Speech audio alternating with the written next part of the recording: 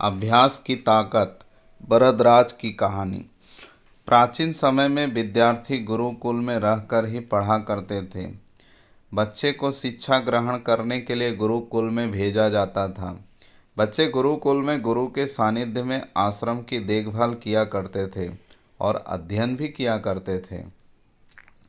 भरद्वाज को भी सभी की तरह गुरुकुल भेज दिया गया। वहाँ आश्रम में अपने साथियों के साथ घुलने मिलने लगा, लेकिन वह पढ़ने में बहुत ही कमज़ोर था। गुरुजी की कोई भी बात उसके बहुत कम समझ में आती थी। इस कारण सभी के बीच वह उपहास का कारण बनता है। उसके सारे साथी अगले कक्षा में चले गए, लेकिन वो आगे नहीं बढ़ पाया। गुरुजी ने भी आखिर हार मानकर उसे बोला, बेटा भरद्वाज, मैंने सारे प्रयास करके देख लिए हैं। अब यही उचित होगा कि तुम यहाँ अपना समय बर्बाद मत करो। अपने घर चले जाओ और घर वालों के काम में मदद करो। भरद्वाज ने भी सोचा कि शायद विद्या मेरी किस्मत में नहीं है, और भारी मन से गुरुकुल से घर के लिए निकल गया। दोपहर का समय था। रास्ते में उसे प्यास लगने लगी। इधर उधर देखने पर उसने पाया कि थोड़ी दूर पर ही कुछ महिलाएं कुएं से पानी भर रही थी। वह कुएं के पास गया।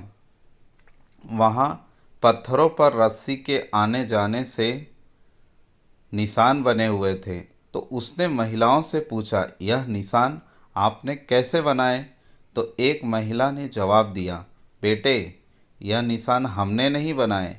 यह तो पानी खींचते समय इस कोमल रस्सी के बार बार आने जाने से ठोस पत्थर पर भी ऐसे निशान बन गए हैं।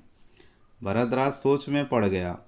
उसने विचार किया कि जब एक कोमल से रस्सी के बार बार आने जाने से एक ठोस पत्थर पर गहरे निशान बन सकते हैं, तो निरंतर अभ्यास से मैं विद्या ग्रहण क्यों नहीं कर सकता।